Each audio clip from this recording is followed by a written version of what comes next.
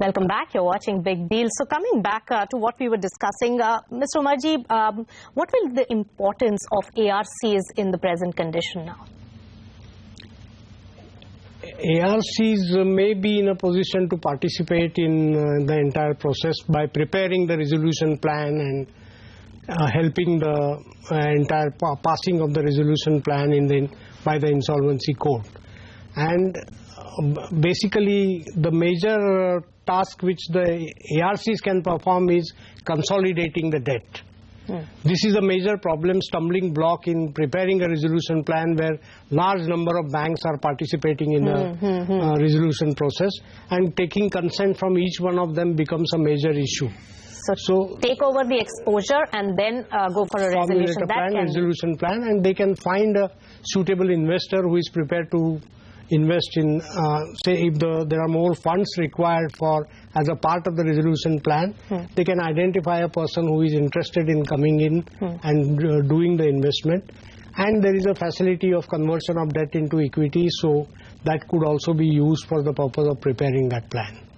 And how soon, Mr. Mankalia, before the deal flow really kickstarts, is there enough and more being done in the background for this to really be a success? And also, I wanted to understand that are there going to be new breed of investors which would be really keen to come and buy out? There's a lot of capital waiting for getting invested in special situation. We are also seeing a lot of excitement with some of the private equity funds who have got a buyout kind of a business model. We also believe in some of the businesses there would be a lot of interest coming from some of the strategic investors.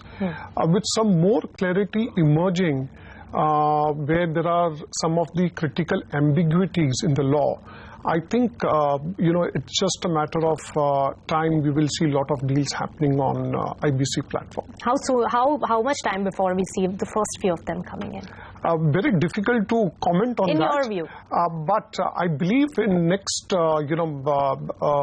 quarter or so, maybe at the most, 6 months time frame, we should see some deals happening. All right. So that's a very, very ambitious target. Mr. Shroff, do you think that even the bankers, the global bankers especially, they had really restrained from giving a huge amount of debt to more than the AAA rated companies like Tata Birla, the types would get it, but the other mid caps and small caps, others would not really.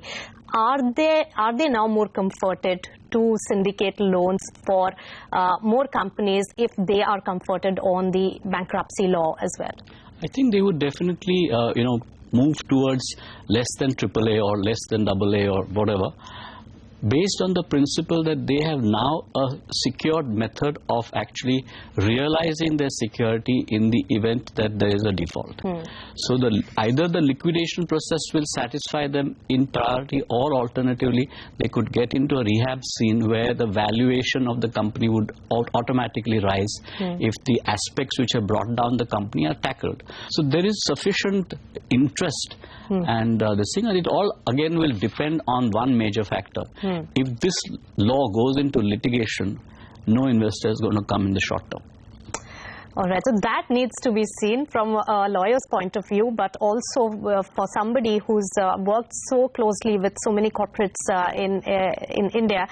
Do you not think that this whole entire law is creditor in possession process, and is it unfair to the promoter class?